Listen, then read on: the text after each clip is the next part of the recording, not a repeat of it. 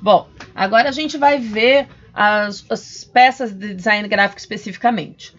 Aqui a gente tem duas peças, dois posters desenvolvidos por esse designer que chama René Azui, no início da década de 60, e a gente percebe aqui algumas características importantes. A primeira delas é a simplicidade técnica.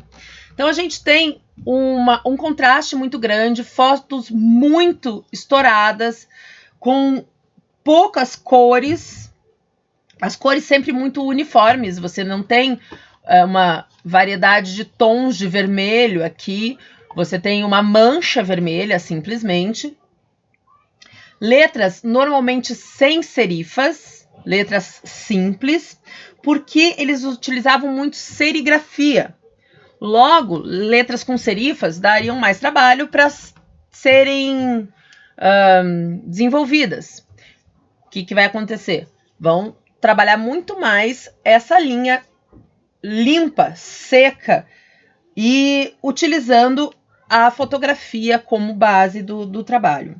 A gente tem que perceber que a maior parte das obras desse período em Cuba, elas são de propaganda cultural, porque propaganda de produtos, propaganda voltada ao consumo mesmo, era muito raro. Aliás, basicamente não havia. Tá? Uma coisa interessante que, apesar da ligação direta com a União Soviética nesse período, Cuba não utilizava aquela linguagem muito seca e dura do construtivismo. Eles desenvolveram uma linguagem própria.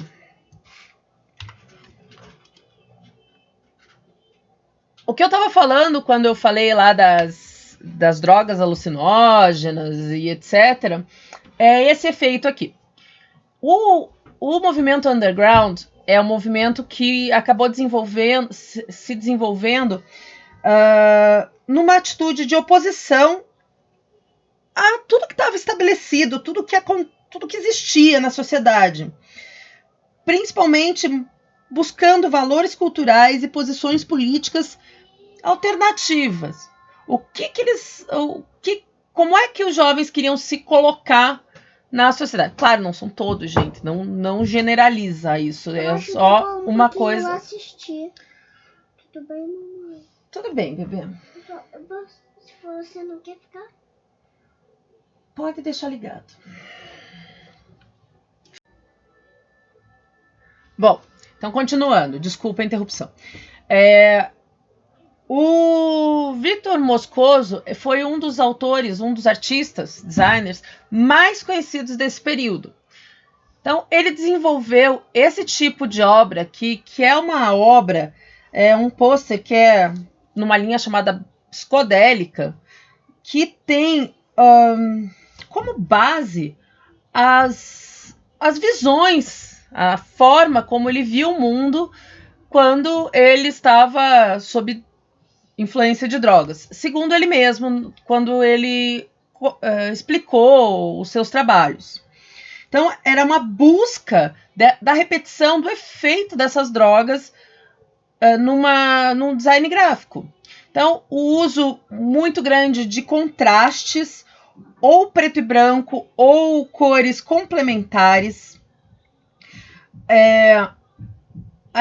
Esse efeito de luz estroboscópica, esse efeito muito forte. As letras aqui, inclusive ele desenvolveu essa fonte, existe uma fonte chamada Victor Moscoso, que é essa fonte com cara de hippie, aqui final de anos 60, 70 mesmo, que foi muito utilizado em cartazes, principalmente cartazes de show de rock. Então, isso era muito forte nesse momento.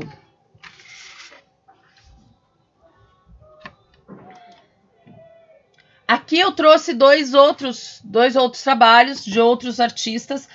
Isso aqui é o que a gente podia chamar de op art. Op art acabou sendo um desenvolvimento também daquele movimento psicodélico, mas que trabalhava com a tridimensionalidade produzida por elementos geométricos e cores. é aquela obra de arte que você fica tonta de olhar, assim. E eu não quero entrar muito na questão da pop art, tipo Andy Warhol, porque vai entrar muito nas artes gráficas. Mas aqui, só pra gente ter uma noção de que as coisas acontecem mais ou menos ao mesmo tempo. E essa aqui é uma capa de um disco de rock desse período, e que você tem bastante uso de elementos da linha psicodélica, mas não tão psicodélicas quanto essas aqui do Victor Moscoso, certo?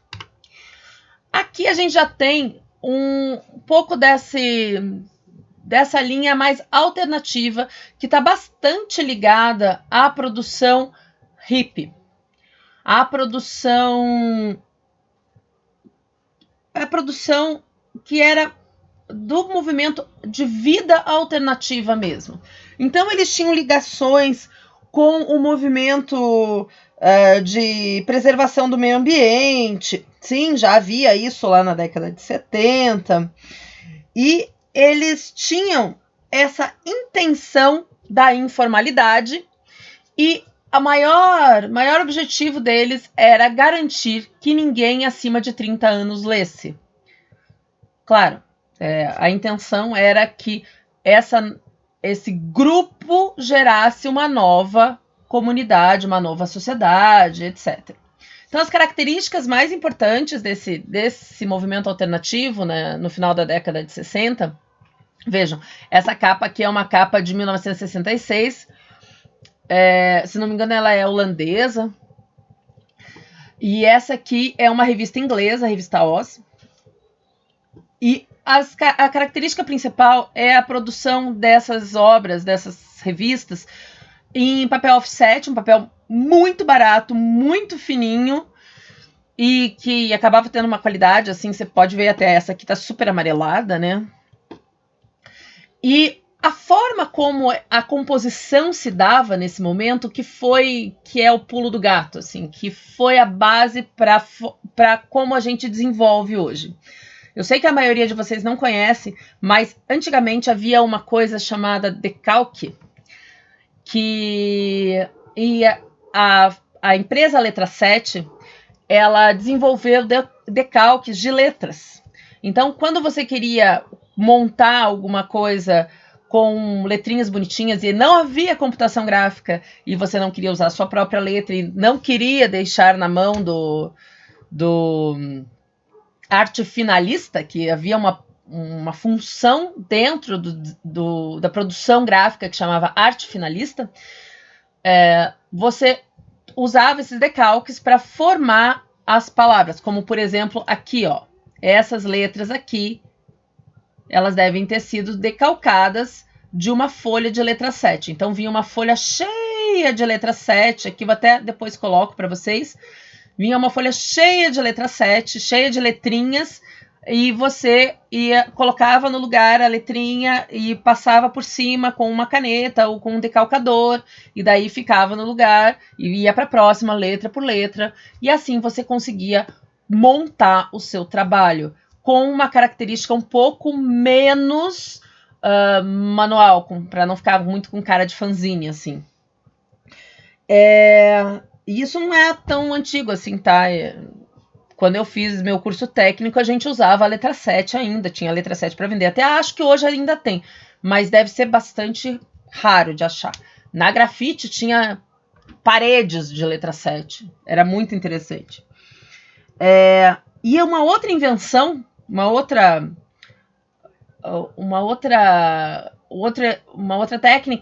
tecnologia que foi disponibilizada de uma forma um pouco mais abrangente foi a fotocópia, o Xerox. Por quê?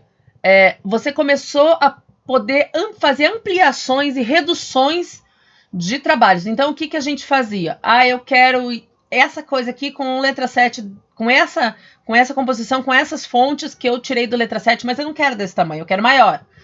Então tá. Então eu monto as palavras com letra 7 e tiro um xerox ampliado, e recorto e colo, e monto a minha arte final na mão. Era super legal. Muito divertido, aliás, muito mais divertido do que hoje. Mas dava bastante trabalho. O que isso gerou? Isso gerou maior controle do resultado final pelos designers, porque daí você não tinha tanta gente interferindo no processo. O que acontece?